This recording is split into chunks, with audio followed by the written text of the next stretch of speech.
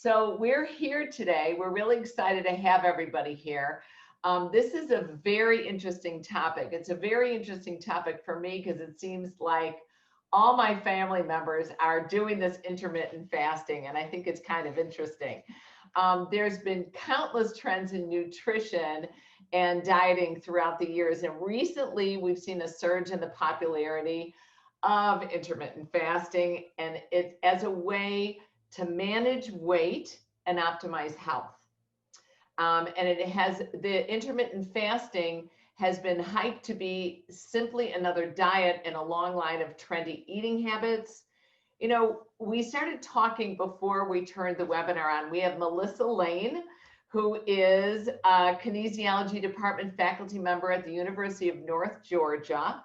She has 30 years of experience in the fitness industry and a master's degree in exercise physiology. She's also authored several of the SEW nutrition certifications. They're very exciting. And so welcome, Melissa. And then we have Amanda Fear-Hiley.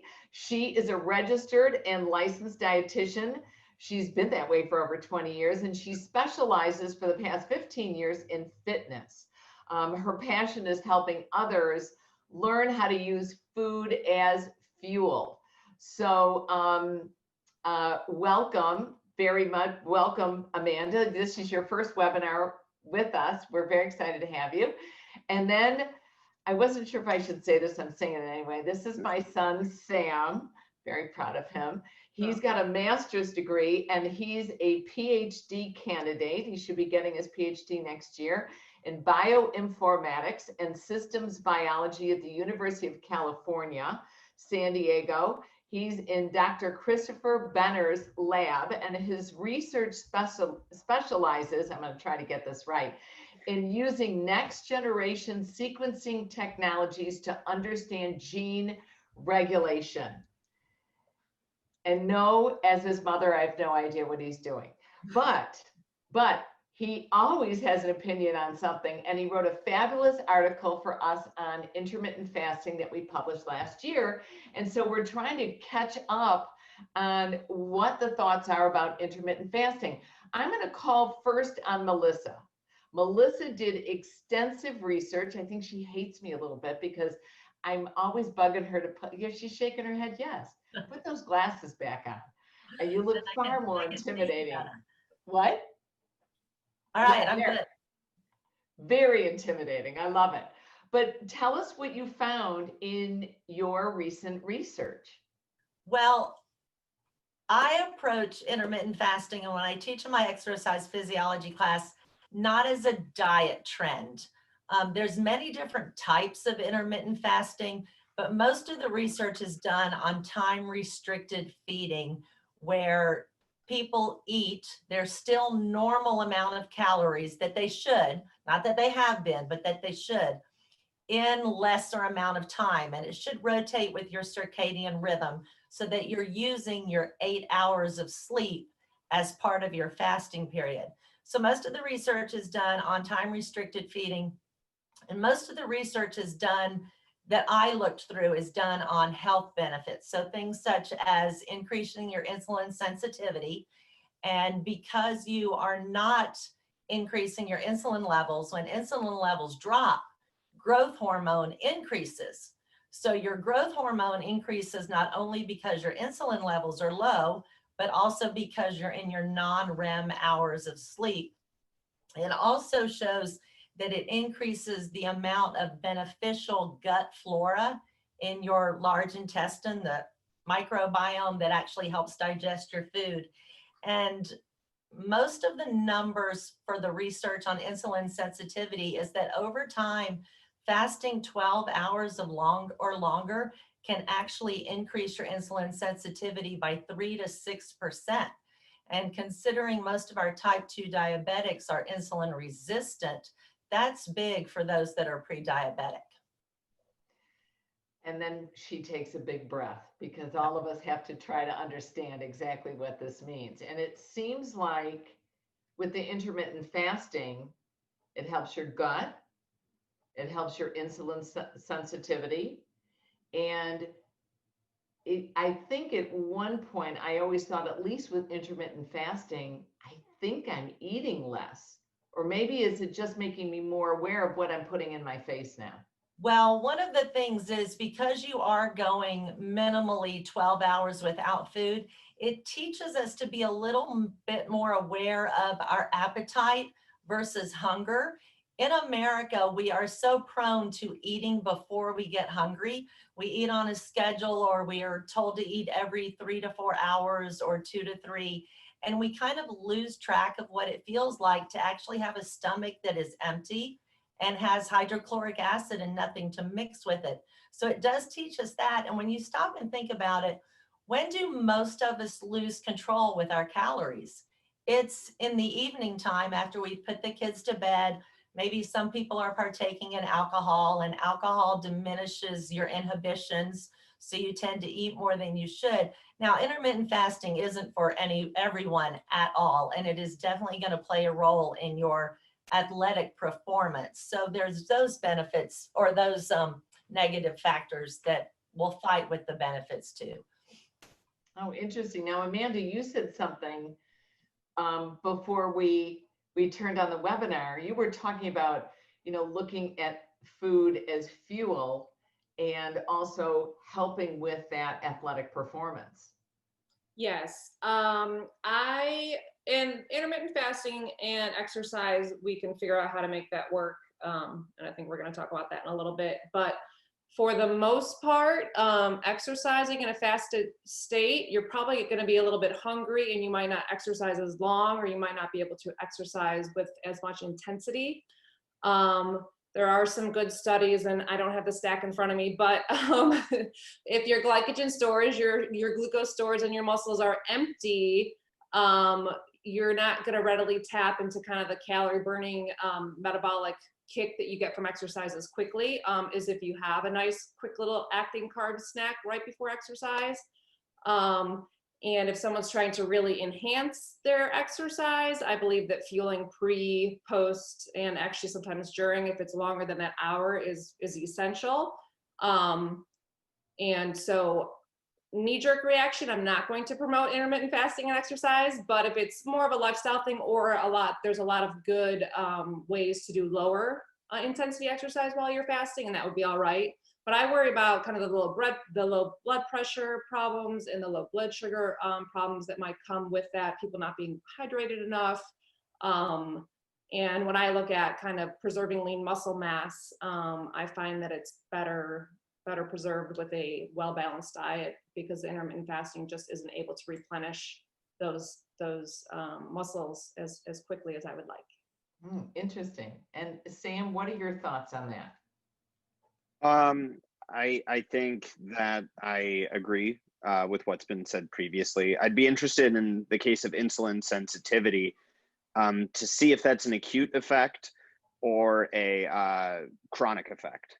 Because if it's a chronic effect, we know from other studies that really it's the best predictor of increasing insulin sensitivity is largely body mass, and specifically, fat mass. If you reduce your fat mass, you will become more insulin sensitive. And of course, everything that Amanda said about fueling is really important. I would like to add a little detail there that, perhaps there's not as much proof out there, but from a molecular standpoint, we have three major macronutrients that make up food, which is protein, carbohydrates, and fat.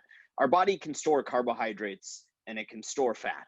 It cannot store protein except when it's actually using it as structural material for cells and especially muscles, which is what we're concerned with. So, my gut instinct regarding this, and this seems to be the gut instinct of a lot of the fitness community, is that you're not going to optimally fuel muscles with amino acids if you are restricting the period in which you are getting those. And so it may not be optimal for preserving muscle in an exercise context. And like Melissa sort of alluded to, is there's multiple modalities of intermittent fasting, and we can't group them all in the same thing. I think it's silly to group something like intermittent fasting with or time restricted feeding, with something like periodic fasting, which would be you fast 2 days. and you eat 5 days is a common one, the 5-2, or the fasting mimicking diet, where you essentially eat between 800 and 900 calories for 5 days on a prepackaged meal. Those are all very different things, and we have to make sure that we talk about them differently. I will raise a little bit of skepticism with Melissa's point about circadian rhythms, because most of the strong research on intermittent fasting with circadian rhythms is done by a colleague of mine, Dr. Sachin Panda at the Salk Institute, and that's in mice. Mice are really good model organisms. I'm not trying to poo-poo mouse research. I've been published doing mouse research, so that would be silly. But mice are crepuscular and often nocturnal, which means that they tend to be up around dusk and dawn, and they tend to be up at night. Humans, as we know, we are diurnal. We are up during the day. And so that means that the wiring in our brains and in our livers are significantly different in that respect. And so I'm not a big believer in the circadian effects unless really a rigorous study's been done in humans that I'm unaware of. Interesting. Melissa, you've also looked at other studies. So Well, the one thing I want to kind of go back to and address, I didn't want to interrupt, but there's a difference between doing intermittent cardio or intermittent workouts and intermittent fasting. You can intermittent fast and still have your workout in a fueled state.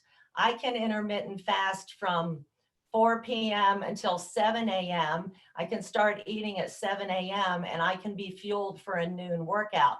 So while I agree with everything that Amanda said about fueling for your workout and having the glycogen to have your HIIT workouts and then having the EPOC, because if you don't have your glycogen, you're not going to have the fuel to do a high intensity workout. And if you don't have your high intensity workout, you're not going to get the longer EPOC. But just because someone intermittent fast doesn't mean they can't fuel in and change the time of their workout and still fuel afterwards when their insulin sensitivity is high from exercise. So let's make sure we understand that intermittent fasting is not the same thing as doing fasting workouts. So, because I totally agree with what Amanda said there, but you can do both at the same time. And then quickly, I think then what's really important to piggyback onto that is if you're going to be intermittent fasting and health, obviously, or I hope, I don't want to assume, is important to you, it's really important to think about what you're eating during the feeding portion, because I can tell you so many clients who intermittent fast and then they pat themselves on the back because they haven't had anything to eat for 16 hours and their 8 hours is, you know, a fast food frenzy. So you can absolutely fuel with like a Mediterranean type approach or whatever you feel, you know, high protein, you know, whatever, a more sensible approach and absolutely fit that in between the exercise and the fueling for sure. I find that really interesting about looking at the duration or the timing of the fasting. And the reason is Sam is my oldest of 4 sons, and my youngest was intermittent fasting, but working out first thing in the morning after fasting, you know, all night. And I had concerns that maybe Max was not getting, you know, was not going to get the most out of his workout because he just didn't have the fuel. Well, your body always has a backup plan. And if he truly was lacking in his glycogen and his glucose levels, your body goes into something known as gluconeogenesis. And if you use your Latin skills, you make new glucose. And you make it from the amino acid alanine. So like Sam alluded to before we actually went live, you are actually using some amino acids that originally would build tissue. You're now using them to make new glucose. You also use the backbone of the triglyceride, the glycerol molecule, and your body can turn that into glucose. And if Max was doing high intensity workouts and creating lactic acid or lactate, you actually change lactate into glucose. So he's got a backup plan in his body that he's going to make it through his workout, but his workout won't be as efficient as if he had fueled with some complex carbs before his workout. That is interesting. So what that tells me is I'm going to be using my own muscle. Basically, my body's going to turn my muscle into glycogen so that I can perform my workout. So if the goal was to maybe lose body fat, this is what a lot of people use intermittent fasting for, is to at least become more aware of what they're eating and possibly reduce their caloric intake and lose body fat. If you're eating your muscle and turning it into glycogen to get a decent exercise workout, you're going to have less muscle, both like during that workout. You're going to also diminish your musculature, and you'll have less propensity or a decreased ability to burn the fat later during the day because you have less muscle. So timing things correctly seems to be very, very interesting. Sam, in your article, you mentioned some of the benefits of intermittent fasting. And I think we talked about some of them, but what are your thoughts on that? And I know there's different methods, but maybe pull a method and provide an example. Yeah, I'll mostly go off of two of them that there's probably the most work on, which is time restricted feeding, which is when you have a feeding window, and the fasting mimicking diet. So I'll start with time restricted feeding because that's what we've been talking about. So I think the general effects are because of body mass reductions. I think that's been fairly conclusive, and that's going to be an effect you get from pretty much any diet as long as you adhere to it. So Melissa touched upon the benefits for digestion. Now, this is something that actually has been studied. This is actually something that is beneficial in a clinical setting. I believe that they've done a study on Crohn's disease. And the idea here is that you're actually just giving your digestion a rest. Crohn's disease is an inflammatory condition of the bowels. And if you give your bowels a rest, and they don't have to do as much work, then it does follow, pretty logically, and it has been demonstrated in the literature that that's going to help you resolve that condition or at least manage it better. And just sort of anecdotally, I think for ulcerative colitis, they've tested this. I'm not 100% sure because I'm going off of memory right now, but the UFC former welterweight and middleweight champion, Georges St-Pierre, when he bulked up to middleweight, so he basically went from fighting 170 pounds to fighting 185 pounds. So he tried to just cram as much food, and he developed ulcerative colitis from that. And intermittent fasting, he credits with helping resolve that condition. And when he started fasting more, his digestion essentially was given a huge rest. And suddenly, as a very active guy, as you could imagine a former UFC champion would be, he felt much better, and he was able to just perform better in life.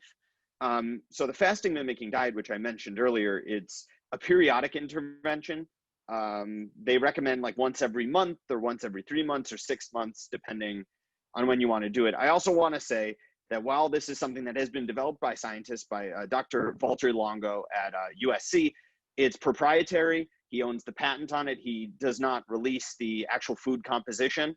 And as an academic, I have to say that I am very critical of that. I think that even if you're going to make money off of a patent in science, you release that to the literature. You release that information. But that aside, it's a 5-day intervention where you're eating with a largely ketogenic or fat-dominant macronutrient profile at low fasting levels. And that's been shown to have the benefits of calorie restriction, right? You're going to lose fat mass. But additionally, with autoimmune conditions, so with MS, it's shown a reduction in MS symptomology in both mouse models and in humans. And quite excitingly, in a preliminary clinical trial, it is shown to boost the effectiveness of chemotherapy, serving as an immune system booster, because it reduces some of the growth factors that cancer tends to feed off of. And it reduces the supply of glucose that the cancer typically feeds off of. However, in that same journal, which is Nature Communications, where they published the trial, they published a comment by critical scientists who said, if you look at the adherence to that diet, it is just not practical. And many of the subjects dropped out.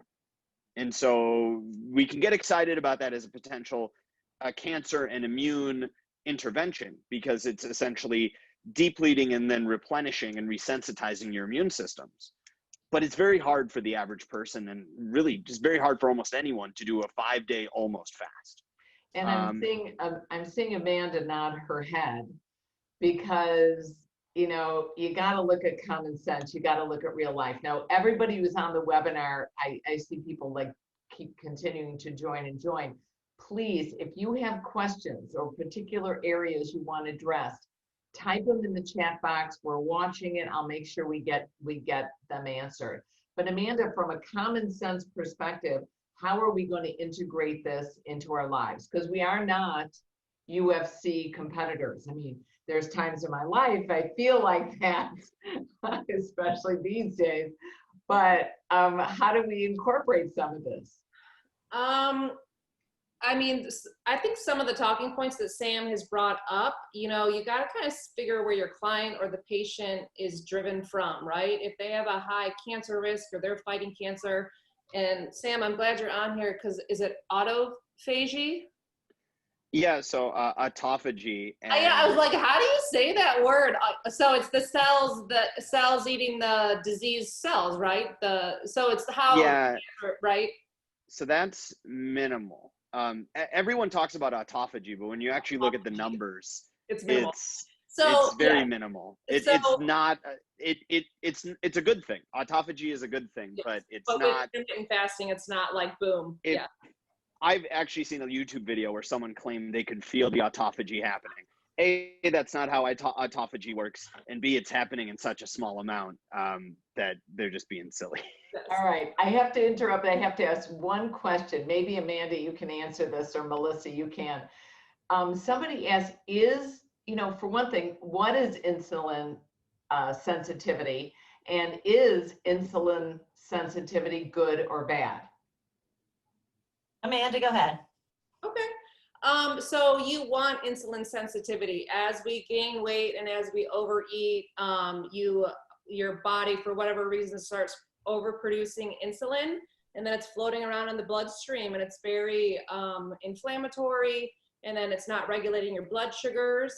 A pretty, like if I have a sheet of paper in front of me, I show my clients, you have your bloodstream, you have your fat mass, and then you have your muscles, right? And so as Americans in general are getting, the fat mass is widening, we're having a hard time getting the blood sugar into the muscles. And so insulin is floating around, and so you want good insulin sensitivity.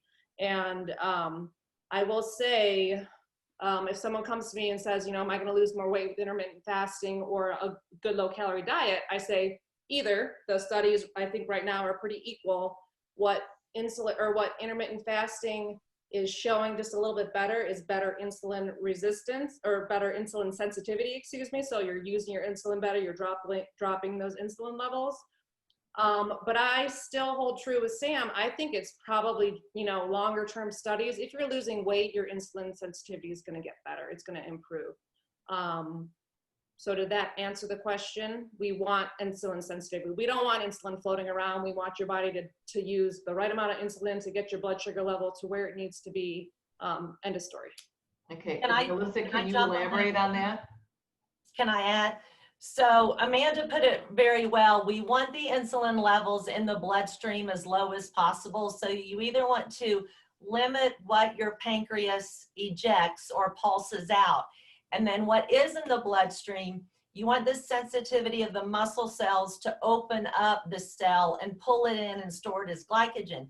And from an exercise physiology standpoint, there's actually 5 hormones that determine the amount of fat, not the amount of fat, but whether you're going to burn a lot of fat or a little bit of fat. And the number 1 hormone that determines what your rate of adipose breakdown is your insulin levels.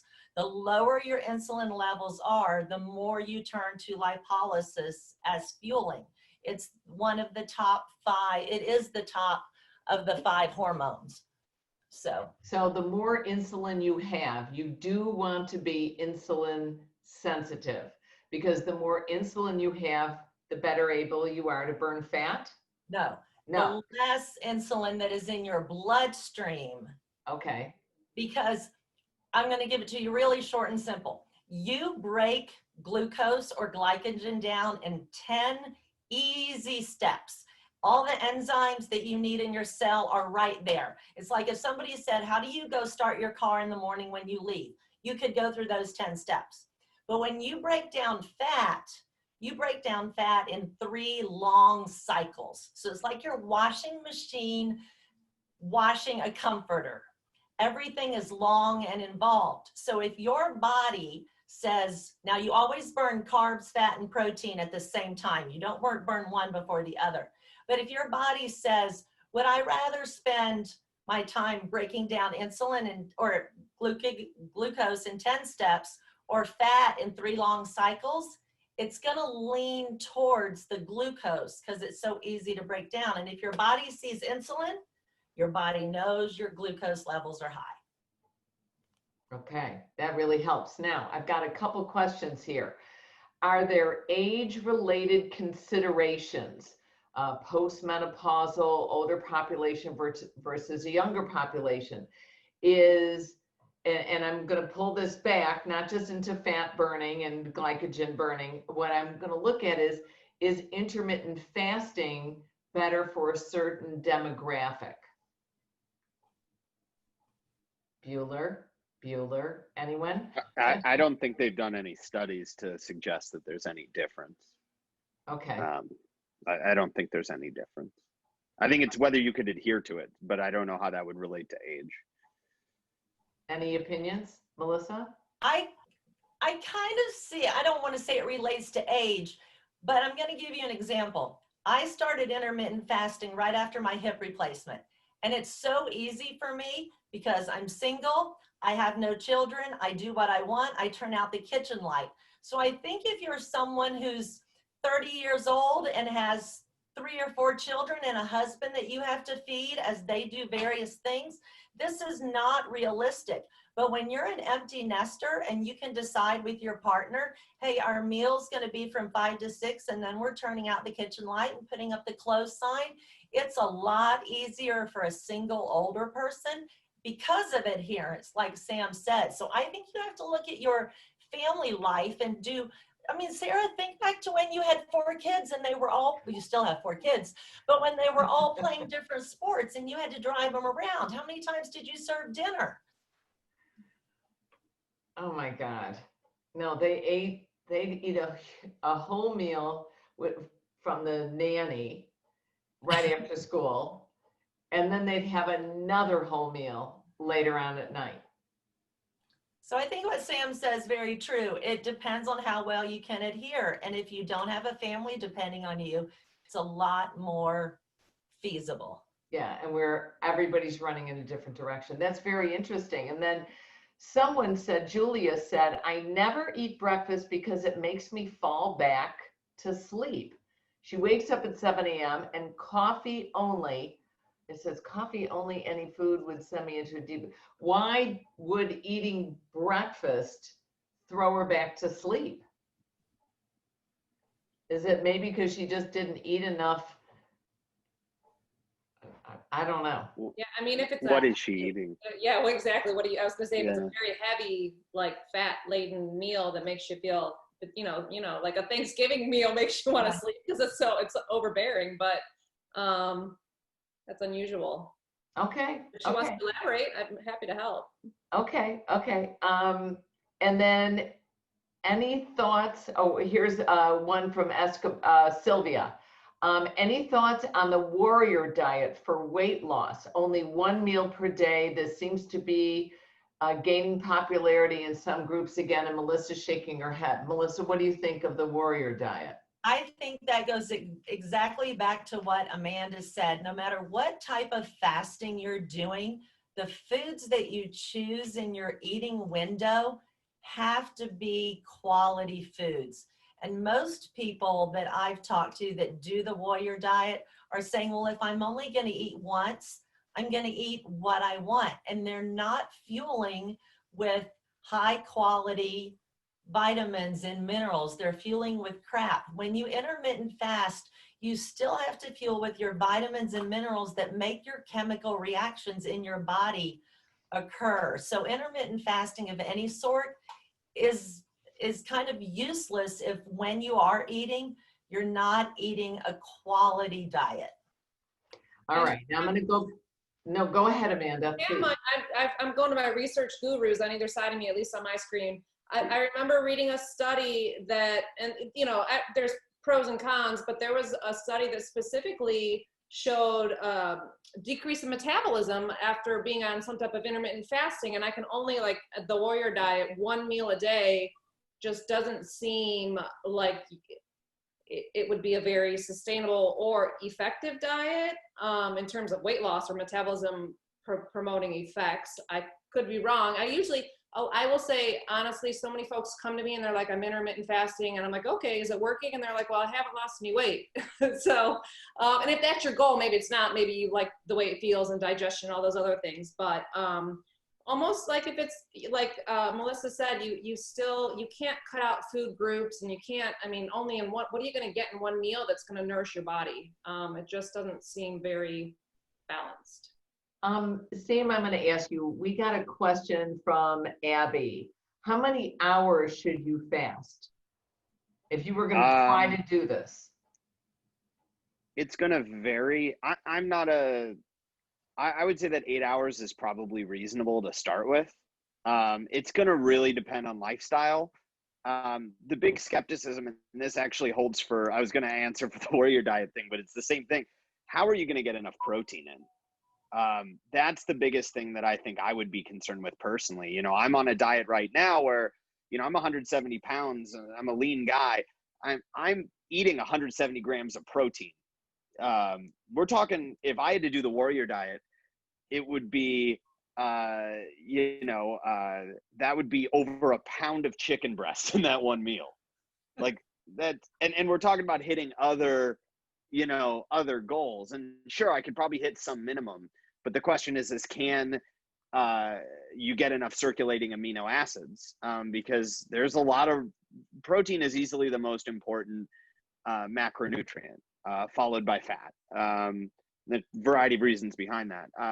I would say that probably 8 hours, especially because think about how the day is structured in Western society, right? We go to work for 8 hours. You know, it's easy to kind of, at least I've done this before, skip, eat lunch, you know, have like maybe a mid-afternoon meal and then have dinner. I think that's very doable. And I think it's a lifestyle question. I'm sure that you could do something like 4 hours, but you're starting to get into a lane where are you going to get nutrition around that meal, like Melissa said, and the more restrictive you are, the more likely you're going to be deficient. So what you're saying, Sam, is you should eat within that 8-hour window, and the other 16 hours, that's when you're fasting. Melissa, what are your thoughts on that? The research actually shows that, now let me qualify this, that most benefits happen at the 12-hour mark. But the most important— Now, is that 12 hours of fasting or 12 hours of— 12 hours of fasting? Doesn't matter. Hello, it's 24. 12 hours of fasting. It would be the same thing, but most benefits happen at 12 hours of fasting. But Sam made a very good point. Most people, when they start fasting, they make the mistake of saying, okay, it's 7 p.m. at night. I'm not going to eat until 7 a.m. tomorrow morning. And you can't start this program jumping in with both feet. If you usually stop eating at 9 o'clock and you eat again at 7 o'clock in the morning, then quit eating at 8 o'clock and start eating at 8 a.m. in the morning. Anyway, go into it a little bit at a time and maybe start and see if you can fast for 8 hours. Then can you fast for 9 hours? And when do you get to the point where your blood sugar drops so low that you actually start to feel hypoglycemic? And that's going to be different for everyone depending on how much glycogen they can store, because not everyone can store the same amount of glycogen. And if Sam has more muscle than I do, he's going to store more glycogen. He's going to be able to fast comfortably longer than I can. And that's interesting. That's this woman, Heather, is actually asking, she's been averaging intermittent fasting for 13 hours the past few months, and I definitely see an improvement in my insulin sensitivity, but she's also seeing a loss in muscle mass and an increase in body fat. So she says, after I exercise, I occasionally feel my blood sugar getting low. Is intermittent fasting for everyone? Well, Melissa, you just answered it, and same with you, Sam and Amanda. It's not for everyone. And it depends what you are eating during your feeding phase. Yes? Exactly. Okay. Well, I've learned something. And I read something, and it, you know, I mean, it's kind of off the cuff, but it was like, so what if you need a pre-exercise fueling or a post-exercise fueling, and you just broke your fast when you shouldn't be? And I don't want to say, so what? It's awesome if your insulin sensitivity is improved, but if you're losing lean muscle mass, then maybe you always need that 20 to 30 grams of protein, that 15 to 2 hour window after. Like, what's your next goal? Losing lean body mass is never a good thing. So, you know, maybe if you've lost weight and I am, you know, if your insulin sensitivity is where it needs to be, then now it's time to rebuild that muscle, right? I think that's really very interesting. So one of the questions that I have here is, what are some of the common mistakes individuals make when it comes to intermittent fasting? And one of the common mistakes is eating the wrong type of food during the feeding phase. So if we want the benefits of insulin sensitivity, of possibly giving our colon a rest, of getting more attuned to when we're really hungry, I fall into that. I'm like, oh, I've got a window, I better eat now, rather than really eating when I'm hungry. If we can make those benefits, I think that would be great. But some of the mistakes are, Amanda, you said eating junk food, you know, eating whatever you to the want. point where you are starving, you're typically not going to make the best food choice. You're going to grab, you're going to drive through. So, you know, if you could pre-plan, you know, that's an amazing thing to get going with. And then it's almost kind of like a clean slate. If you're fasting, think about the nourishing foods that you can put in your body. And there, you know, I'm kind of an all foods fit type of gal, but you know, I'm going to promote the Mediterranean diet and the DASH diet. I mean, they're high in. Can you elaborate Mediterranean diet and the? Yeah, absolutely. I mean, that's one of the healthiest societies in the world, albeit pretty much because they're poor, so they don't have the luxury of processed foods. But the basis of their diet is barley, this big nourishing whole grain. And you don't have to eat barley, but if you're in your refeeding, some type of whole grain, right? To make sure that we're not spiking blood sugar levels. And they do a ton of fruits, a ton of vegetables, ton of fish, very light on the meat, healthy oils, right? Just really sensible. And it's kind of like an anti-inflammatory type eating style. And it's just whole foods. Something that they're not going to get out of a package. It was interesting. I asked Melissa if she would teach a session, like we're trying to do a few cooking sessions at Livestream Mania, which I'm really excited about because, as Sam will attest to, his mother's not the best cook. She doesn't cook. You order a good takeout. I order a fabulous takeout. So I asked Melissa, I said, Melissa, can you do it? She goes, I eat raw. I eat, you know, she eats a lot of vegetables, a lot of fruits, right? And I think, bouncing off of what Amanda said, with the Mediterranean diet, you're going for lowering your inflammation. You want the anti-inflammatory response. And I think another mistake that people make is still going with their alcohol every night. And alcohol is an inflammatory substance because of everything that your liver has to go through to break down that alcohol. And Amanda hit the nail on the head. When you're doing intermittent fasting and you're cleaning out your body for 12 hours, keep it clean and keep your pH where it should be at that 7.35 or 7.45, as opposed to adding foods that are going to be acidic in nature. Very nice. I have to push back a little bit there. There's not evidence that you can change. The only mechanism for changing the body's pH is exercise. And so highly exercised athletes will have more acidic blood. But in general, because all food has to go through your stomach, which is incredibly acidic, we're talking pHs between 2 and 3, that there's no chance that anything alkaline is going to get into your bloodstream in an alkaline state. If it did, you'd probably die. But in exercise also, even if my intensity is going up, such as a high athlete, my CO2 is going to turn back into carbonic acid before it turns into bicarbonate. So those two will also balance the pH. So I think there you have to think about, am I doing it for long term? Because one acidic meal isn't going to disrupt me, but if my body stays in an acidic environment, that will wreak damage on me. So. And the acidic environment, you're saying that alcohol increases that acidic A environment? lot of things are inflammatory that will change the pH temporarily of your body.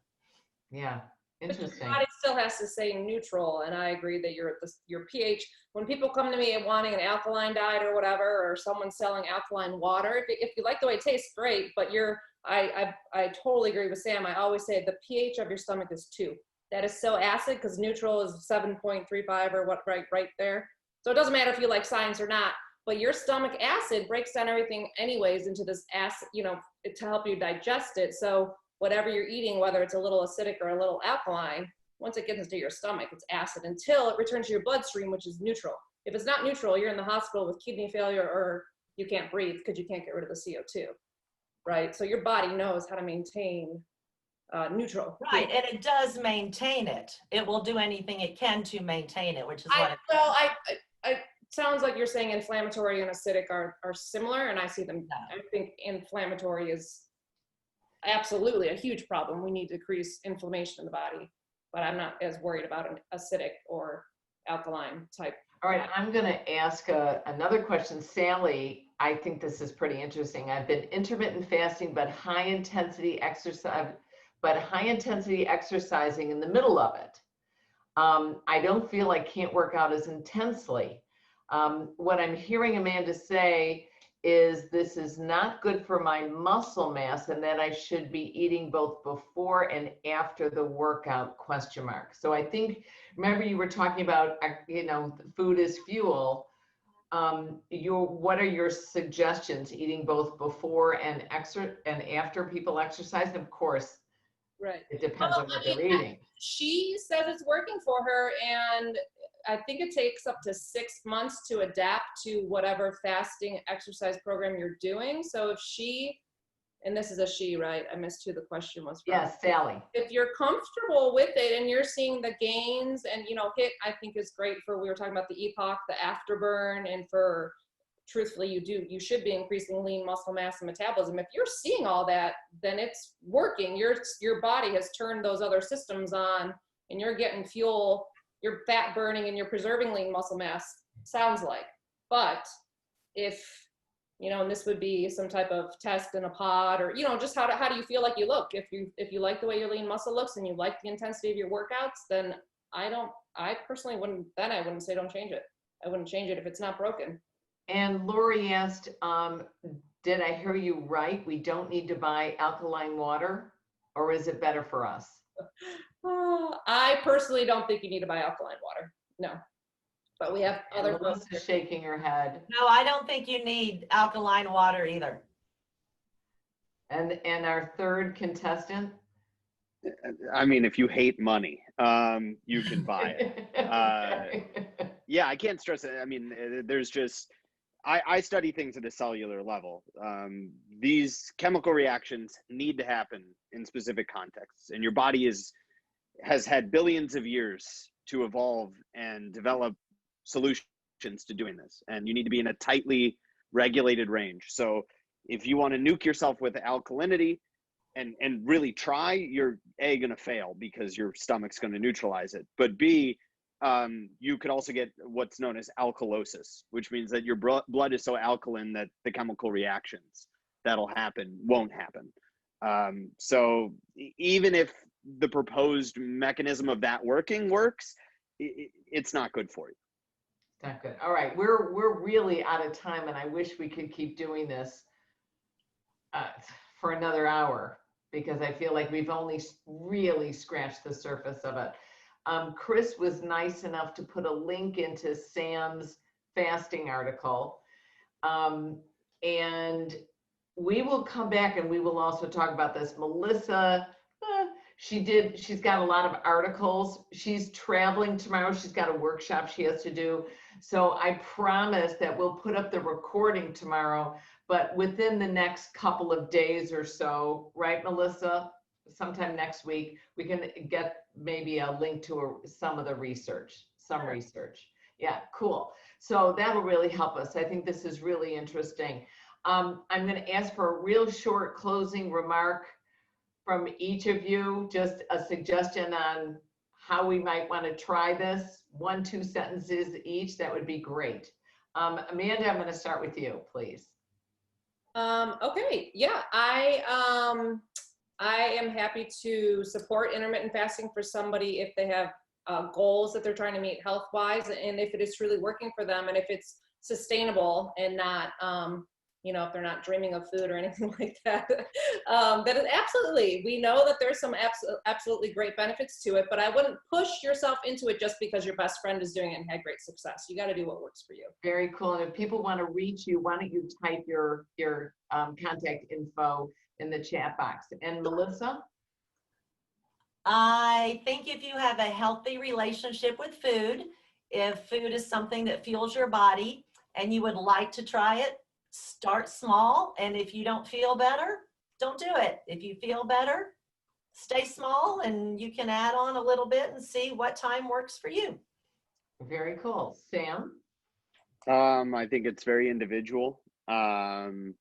It has to be something that works for you, and maybe of specific medical concerns. And in that case, consult a doctor to see if it's right for you. You know, none of us are MDs here, least of all me. So, you know, I'm always going to say that. And it really, finding a diet that agrees with you is going to be the most important thing. And intermittent fasting very well could be that. All right, excellent. Thank you guys for joining us. We really appreciate this. The recording will be up tomorrow. I want to thank Chris Senejan, who was our wonderful behind the scenes help here. Thank you for running this webinar. And I'm going to close with a video. I'm going to show you a really short, sweet video of Live Stream Mania so you can see.